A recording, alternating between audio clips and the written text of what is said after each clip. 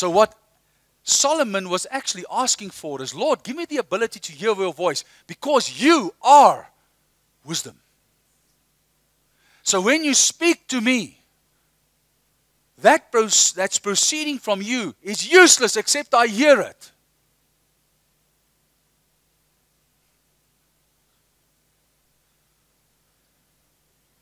Now, then God said to him, because you have asked this thing and have not asked for a long life, nor riches, nor life, the life of your enemies, but you have asked yourself understanding to discern justice.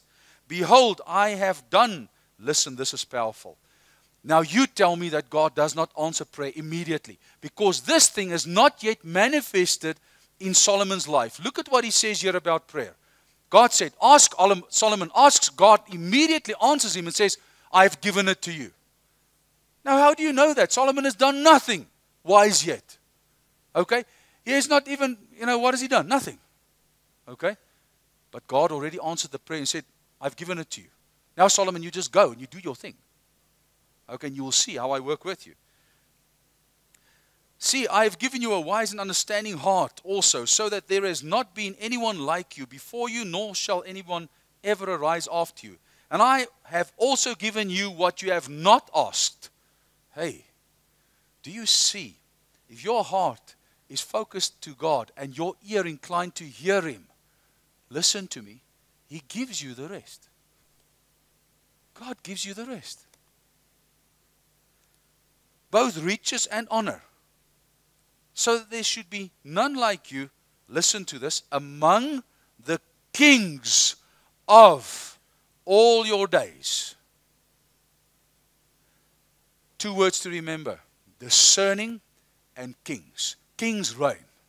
Okay? Kings reign. The key to God's heart, if I may say that with great respect, is for us having a heart to communicate with Him, to fellowship with Him, to hear Him. And by doing that, okay, you shall reign like no other king has ever reigned on this planet.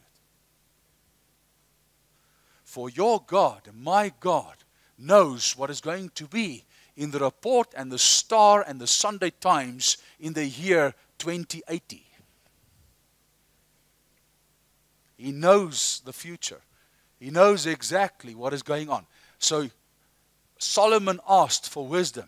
I'm taking you to a word of wisdom concerning the gifts of the Holy Spirit just now in the New Testament. And that is why God bestowed the gifts of the Spirit upon His church to receive that as well. So that we might have words of wisdom and we might receive revelation and we might see into the future. Now the future is anything, after the second that I'm just speaking now. It can be just now. It can be next year. It can be next month. Pertaining to any event in the future. Okay. So the Lord bestowed everything upon him, and he, you know what Solomon did? Because he heard the voice of God, he received it. He received it. There was no proof at that stage that he had received it, except that God said, because there was at that stage no manifestation of that which God gave. Then we start reading in Kings specifically, the 2 ladies with the 1 baby coming. You remember that? Okay. And all of a sudden what happens? Now Solomon is sitting there and he says, oh my goodness, Lord, now you must help me. What must I do? 2 women, 1 baby, they say it's both their baby. And God gives wisdom, which seems like crazy thoughts. Bring a sword. Come on, bring that sword. Where's the main God? Come on, give me your sword, man. Pull that thing out here and say, I'm going to chop this child in 2. You can have one half and you the other. And they think, wow, this man is crazy. He's not wise, he's bloody mal. And all of a sudden, the real mother cries out, no, no, no, you take the child. You take the child. Whoop, and he knows. Come on, man. Who would have thought of chopping up a child? Okay. Now, do you see how God works? Do you see divine wisdom? Okay. And it's chop, chop, sorted out like that. Not long stories and, yeah, but, yeah, this, that, boom, boom, just this. Go for it. It's your baby. Take that baby. Okay.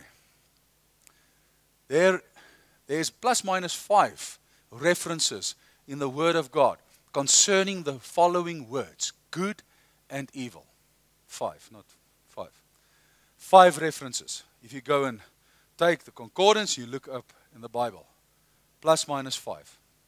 Whereby these 3 has got significance of what I want to speak to you about this morning. The others are just, stay away from evil, and good will be bestowed and so forth. But these 3 references, I want you to listen, to take to heart very, very clearly, so that you may know where this whole thing started. The main reason why man got separated from God in the beginning was the fact that he was disobedient and he ate from a specific tree. The tree of knowledge of good and evil. Okay? If he did not eat of that tree, okay, we would have not sat here today the way we are sitting in this way. All right. So, and when he ate of the tree of knowledge of good and evil, what happened? All right. The word says their eyes was opened, okay, and the Lord came and that curse was literally placed upon this planet and upon mankind. The only way that curse got sorted out, destroyed, was when Jesus came 4,000 years later. Through the power of his blood and what he did. Okay, in short. Now, we are sitting in the year 3,000, plus minus 2,986. But let's call it the year 3,000 after Adam. I'm working the other way around. Not 1,000 BC. I'm working 3,000 after Adam. Now, God has walked with man for 3,000 years. And here he asks a man with the name of Solomon, what would you like? Ask anything. And Solomon says, Lord, I would like to hear your voice so that I could discern bad and or evil, good and evil. All right? I can discern it. And God is touched by that. It was pleasant. He's touched by it.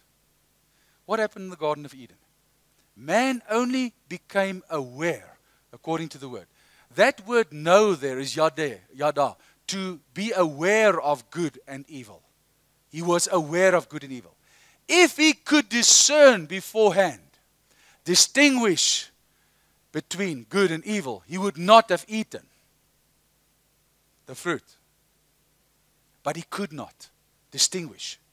Solomon asked something that punched God's heart, if I may say that, in such a way, okay, that God literally, I think, looked at Solomon and said, my goodness, this guy's got something.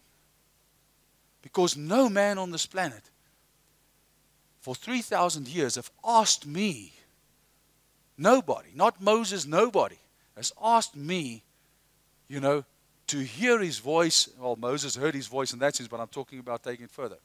So that they could discern between good and evil.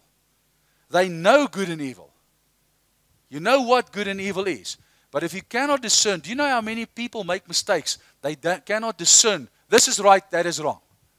Do you know that?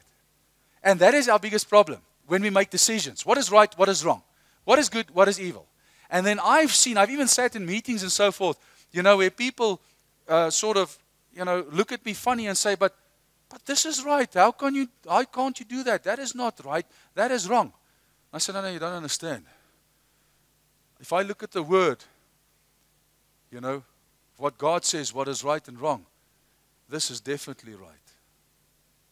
Or that is definitely wrong. So do you see that our right and wrong is perverted? Good and evil is perverted. That's why people do certain things without no remorse. They kill people. What's wrong with that? I have a right to take your life. I have a right to rob you. And they walk out of there. They don't even feel anything. They don't even say anything, okay? I have a right. You stole from me, in whatever way, and then we are totally innocent, or you are innocent, or whatever, and boom, I've got a right to do this. I've got no right. No right. Okay, so are we getting someplace? So Solomon asked, Lord, I'm aware of good and evil. It's Adam and Eve's fault. But I want to discern between good and evil. I want to hear your voice so that I could hear from you, Lord, what is right and what is wrong. Therefore, 1 Kings, give to your servant the understanding to listen, to hear, and to obey. Sorry. A heart to judge your people, that I may discern between good and evil. Now listen to what the Lord speaks here in Hebrews. Isn't this beautiful? Listen to this. For everyone who partakes only of milk, talking about spiritual babies in that sense, is unskilled in the word of righteousness, for he is a baby. But solid food belongs to those who are full of age. That is, those who by reason of use, listen, by reason of use, by inclining your ear to God to hear. That's why I said just now, if you want to hear God's voice, listen. Now listen, you can go as a child of God, and I'm going to show you out of the word just now. You can sit under ministry, you can do whatever. Man, you can be in the presence of prophets who hear the voice of God 100%. You can do everything. Listen, you will not hear God. The fact of the matter is, each and every man and woman on this planet needs to listen, needs to incline their ears to the Lord.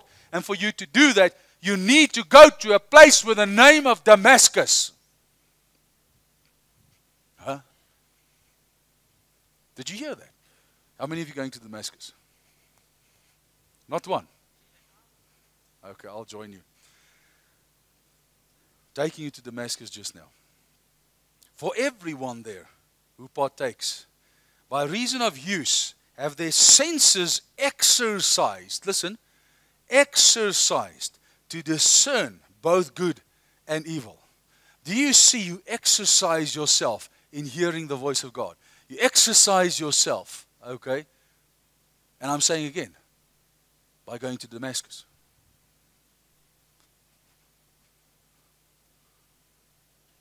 Now what's happening? Yeah. I'm going to share this with you, taking you through the Bible quickly. Now it shall come to pass, if you diligently obey the voice of the Lord. Listen to this thing all the time, the voice of the Lord. To observe carefully all his commandments, which I command you today, that the Lord your God will set you high above all nations of the earth. Listen, on the earth, of the earth, on the earth, reigning on the earth. And all these blessings shall come upon you and overtake you, because you obey the voice of the Lord your God. Samuel. Then Samuel said, and this was after Saul was commanded to kill, all right, and to not take anything, okay, of the spoils and so forth, okay, to destroy, you know. And what happened here is the following pops out when he held back some of the spoil and so on. Then Samuel said, has the Lord as great delight in burnt offerings and sacrifices as in obeying the voice of the Lord? He's asking the question. Then he makes a statement. He says, behold, to obey is better than sacrifice. And to heed, listen what that heed means. To hear and pay attention than the fat of rams. For rebellion, disobedience. Okay? That means then hearing God's voice and not going to Damascus.